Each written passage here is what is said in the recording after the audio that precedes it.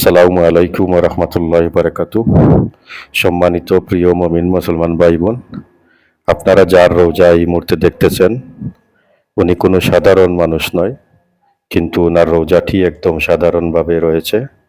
উনি আসলে সত্যি একজন অসাধারণ মানুষ, যার নাম হলো হযরত ওয়াইস আল কারনী রহমতুল্লাহি।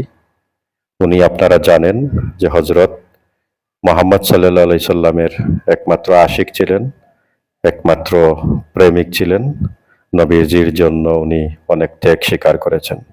তো প্রিয় বন্ধুরা, আপনারা এই রোজাটি দেখতেছেন, আমি সবিনয়ে অনুরোধ করব আপনাদেরকে, যারা আমার এই ফেসবুক থেকে বা ইউটিউব থেকে দেখতেছেন, অবশ্যই ফেসবুক আইডিটাকে ফলো করবেন যদি এই ধরনের ভিডিও দেখতে চান, জায়গা দেখতে চান। আর যারা ইউটিউব থেকে দেখবেন, অবশ্যই ইউটিউব চ্যানেলকে সাবস্ক্রাইব করে পাশে থাকা বেল আইকন সেটিও চালু করে রাখবেন। তো কথা না বাড়িয়ে আপনারা দেখুন, একজন অসাধারণ মানুষ একদম সাধারণভাবে ওনার রোজাটি, নবীজির কত বড় আশিক, তারপরও ওনার রোজাটি দেখলে মনে খুব কষ্ট হয়। প্রিয় বন্ধুরা, ওমানের সালালা থেকে আমি আপনাদেরকে এই রোজাটি দেখাইতেছি। আশা করি আপনারা অন্যদেরকেও দেখার সুযোগ করে দিবেন শেয়ার করে। তো প্রিয় বন্ধুরা, হযরত ওয়াইস আল কারনী রহমতুল্লাহি এমন একজন ব্যক্তি, যেই ব্যক্তি আমি শুনেছি, অনেক ওয়াজে শুনেছি, বা তুফাজ্জল হোসেনের ওয়াজে শুনেছি। উনি ৯০-এর দশকে যখন ওয়াজ করতেন, উনি বারবার বলতেন যে নবীজির প্রেমে দাঁত ভেঙেছিলেন ৩২টা। উনি সেই ব্যক্তি যার রোজা দেখতেছেন।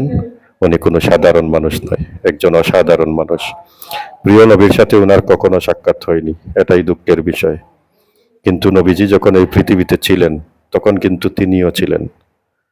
সুবহানাল্লাহ। আজকে আমরা নবীজির আশিক, নবীজির প্রেমিক হযরত ওয়াইস কুরুনী রহমতুল্লাহির রোজা মোবারক দেখতে পারলাম, এবং অন্যদেরকে দেখার সুযোগ অবশ্যই করে দেব সবাই।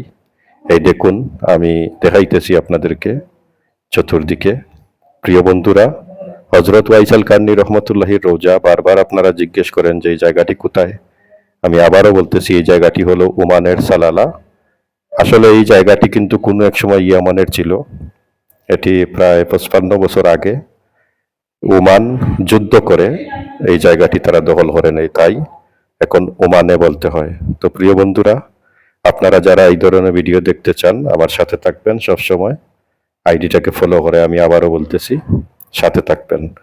তো ইনশাল্লাহ আগামী দিনে আরো ভালো কোনো ভিডিও নিয়ে আসবো, ভালো কোনো জায়গায় ইনশাল্লাহ আপনাদেরকে দেখাইতে পারবো। তার জন্য সবাই দোয়ার চাই, আমি সবাই আমার জন্য দোয়া করবেন। সবার জন্য রমজান মোবারক। আল্লাহ হাফিজ। আসসালামু আলাইকুম।